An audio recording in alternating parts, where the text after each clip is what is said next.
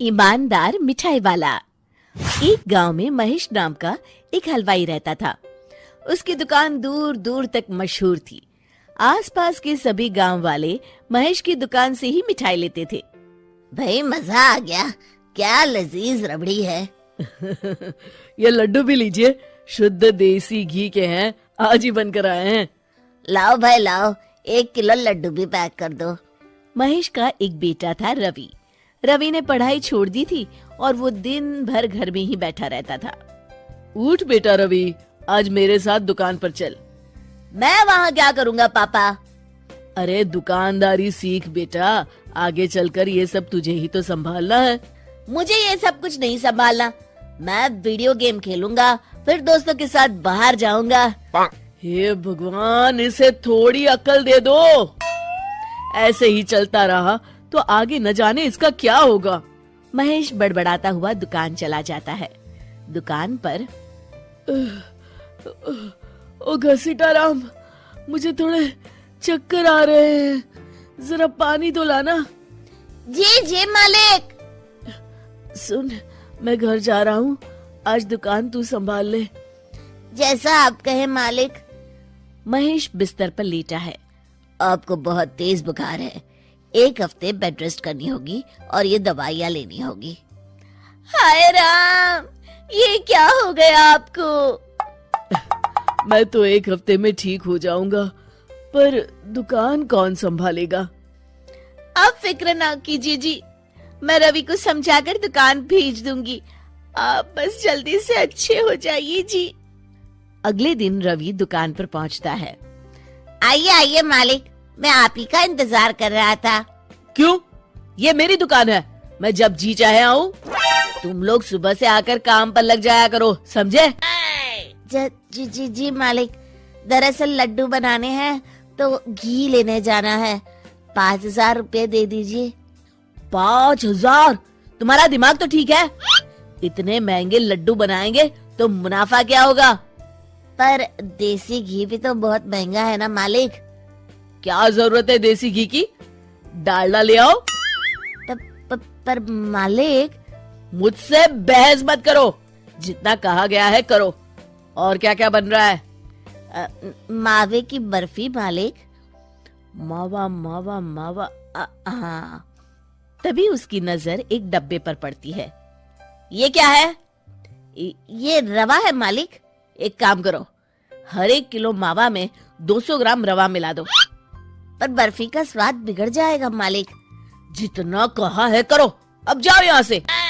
अगले दिन। क्या बात है रवि बाबू, आपके पापा दिखाई नहीं दे रहे?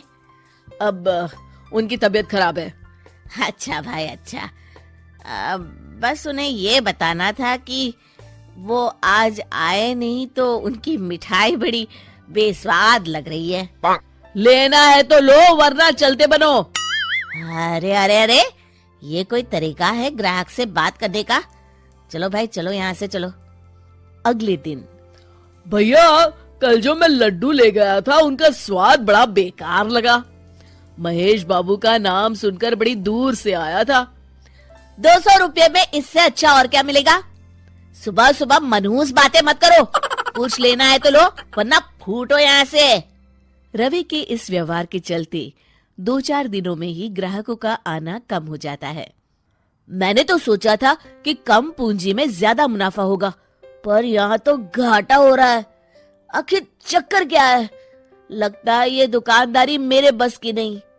महेश ठीक होकर दुकान लौटता है तो घसीटाराम उसे सब कुछ बताता है। हे भगवान, इसने तो मेरी सालों की मेहनत पर पानी फेर दिया। अब क्या करेंगे मालिक? कुछ नहीं, सबसे पहले तुम पहले की तरह शुद्ध और अच्छी मिठाइयाँ बनाओ और मुझे गांव के उन सब लोगों के नाम बताओ जिनसे रवि ने बदतमीजी की।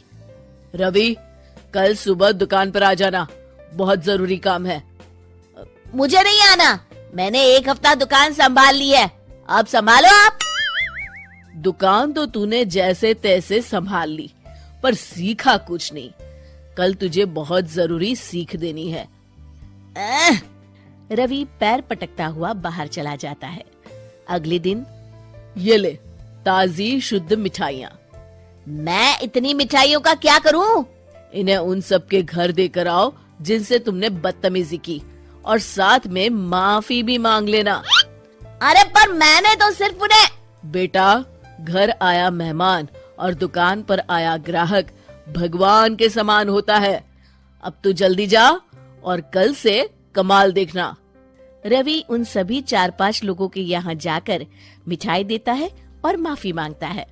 अगले दिन दुकान पर ग्राहकों की भीड़ लग जाती है। मान गए महेश बाबू, आपने तो आते ही घर तक मिठाई भिजवा दी। बस मेरे बेटे की गुस्ताखी को माफ कर देना भाई, उसमें अब तक बचपना है। हाँ हाँ, आपके लड्डू के बदले हर चीज की माफी है। भाई आज तो मेरे पड़ोसी भी आपकी उदारता देख के दंग रह गए। इतनी बड़ी दुकान के मालिक का बेटा घर तक माफी मांगने आया।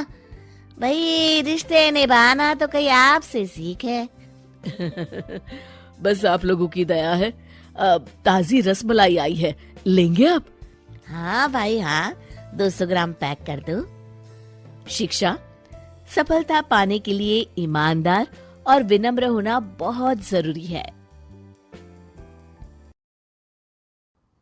ईमानदार मिठाई वाला। एक गांव में महेश नाम का एक हलवाई रहता था। उसकी दुकान दूर दूर तक मशहूर थी। आसपास के सभी गांव वाले महेश की दुकान से ही मिठाई लेते थे। भाई मजा आ गया, क्या लजीज रबड़ी है। ये लड्डू भी लीजिए, शुद्ध देसी घी के हैं, आज ही बनकर आए हैं। लाओ भाई लाओ, 1 किलो लड्डू भी पैक कर दो। महेश का एक बेटा था रवि। रवि ने पढ़ाई छोड़ दी थी और वो दिन भर घर में ही बैठा रहता था। उठ बेटा रवि, आज मेरे साथ दुकान पर चल। मैं वहाँ क्या करूँगा पापा? अरे दुकानदारी सीख बेटा, आगे चलकर ये सब तुझे ही तो संभालना है। मुझे ये सब कुछ नहीं संभालना। मैं वीडियो गेम खेलूंगा, फिर दोस्तों के साथ बाहर जाऊंगा। हे भगवान, इसे थोड़ी अकल दे दो। ऐसे ही चलता रहा तो आगे न जाने इसका क्या होगा। महेश बड़बड़ाता हुआ दुकान चला जाता है। दुकान पर ओ घसीटाराम, मुझे थोड़े चक्कर आ रहे हैं, जरा पानी तो लाना। जी जी मालिक। सुन, मैं घर जा रहा हूँ, आज दुकान तू संभाल ले।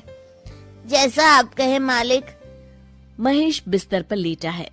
आपको बहुत तेज बुखार है, 1 हफ्ते बेड रेस्ट करनी होगी और ये दवाइयाँ लेनी होगी।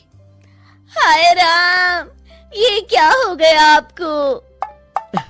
मैं तो 1 हफ्ते में ठीक हो जाऊंगा, पर दुकान कौन संभालेगा? आप फिक्र ना कीजिए जी, मैं रवि को समझाकर दुकान भेज दूंगी। आप बस जल्दी से अच्छे हो जाइए जी। अगले दिन रवि दुकान पर पहुंचता है। आइए आइए मालिक, मैं आप ही का इंतजार कर रहा था। क्यों? ये मेरी दुकान है, मैं जब जी चाहे आऊँ। तुम लोग सुबह से आकर काम पर लग जाया करो, समझे? जी जी जी मालिक, दरअसल लड्डू बनाने हैं तो घी लेने जाना है, 5000 रुपए दे दीजिए। 5000? तुम्हारा दिमाग तो ठीक है? इतने महंगे लड्डू बनाएंगे तो मुनाफा क्या होगा? पर देसी घी भी तो बहुत महंगा है ना मालिक। क्या जरूरत है देसी घी की? डालडा ले आओ। पर मालिक। मुझसे बहस मत करो, जितना कहा गया है करो। और क्या क्या बन रहा है? मावे की बर्फी मालिक। मावा मावा मावा, हाँ। तभी उसकी नजर एक डब्बे पर पड़ती है। ये क्या है? ये रवा है मालिक। एक काम करो, हर 1 किलो मावा में 200 ग्राम रवा मिला दो। पर बर्फी का स्वाद बिगड़ जाएगा मालिक। जितना कहा है करो, अब जाओ यहाँ से। अगले दिन। क्या बात है रवि बाबू, आपके पापा दिखाई नहीं दे रहे? अब उनकी तबीयत खराब है। अच्छा भाई अच्छा। बस उन्हें ये बताना था कि वो आज आए नहीं तो उनकी मिठाई बड़ी बेस्वाद लग रही है। लेना है तो लो, वरना चलते बनो। अरे अरे अरे, ये कोई तरीका है ग्राहक से बात करने का? चलो भाई चलो, यहाँ से चलो। अगले दिन। भैया कल जो मैं लड्डू ले गया था उनका स्वाद बड़ा बेकार लगा। महेश बाबू का नाम सुनकर बड़ी दूर से आया था। 200 रुपये में इससे अच्छा और क्या मिलेगा? सुबह सुबह मनहूस बातें मत करो। कुछ लेना है तो लो, वरना फूटो यहाँ से। रवि के इस व्यवहार के चलते 2-4 दिनों में ही ग्राहकों का आना कम हो जाता है। मैंने तो सोचा था कि कम पूंजी में ज्यादा मुनाफा होगा, पर यहाँ तो घाटा हो रहा है। आखिर चक्कर क्या है? लगता है ये दुकानदारी मेरे बस की नहीं। महेश ठीक होकर दुकान लौटता है तो घसीटा राम उसे सब कुछ बताता है। हे भगवान, इसने तो मेरी सालों की मेहनत पर पानी फेर दिया। अब क्या करेंगे मालिक? कुछ नहीं, सबसे पहले तुम पहले की तरह शुद्ध और अच्छी मिठाइयाँ बनाओ और मुझे गांव के उन सब लोगों के नाम बताओ जिनसे रवि ने बदतमीजी की। रवि, कल सुबह दुकान पर आ जाना, बहुत जरूरी काम है। मुझे नहीं आना, मैंने 1 हफ्ता दुकान संभाल ली है, अब संभालो आप। दुकान तो तूने जैसे तैसे संभाल ली, पर सीखा कुछ नहीं। कल तुझे बहुत जरूरी सीख देनी है। रवि पैर पटकता हुआ बाहर चला जाता है। अगले दिन, ये ले ताजी शुद्ध मिठाइयाँ। मैं इतनी मिठाइयों का क्या करूं? इन्हें उन सब के घर देकर आओ जिनसे तुमने बदतमीजी की, और साथ में माफी भी मांग लेना। अरे पर मैंने तो सिर्फ उन्हें। बेटा, घर आया मेहमान और दुकान पर आया ग्राहक भगवान के समान होता है। अब तू जल्दी जा और कल से कमाल देखना। रवि उन सभी 4-5 लोगों के यहाँ जाकर मिठाई देता है और माफी मांगता है। अगले दिन दुकान पर ग्राहकों की भीड़ लग जाती है। मान गए महेश बाबू, आपने तो आते ही घर तक मिठाई भिजवा दी। बस मेरे बेटे की गुस्ताखी को माफ कर देना भाई, उसमें अब तक बचपना है। हाँ हाँ, आपके लड्डू के बदले हर चीज की माफी है। भाई आज तो मेरे पड़ोसी भी आपकी उदारता देख के दंग रह गए। इतनी बड़ी दुकान के मालिक का बेटा घर तक माफी मांगने आया। भाई रिश्ते निभाना तो कहीं आपसे सीखे। बस आप लोगों की दया है। ताजी रसमलाई आई है, लेंगे आप? हाँ भाई हाँ, 200 ग्राम पैक कर दो। शिक्षा, सफलता पाने के लिए ईमानदार और विनम्र होना बहुत जरूरी है।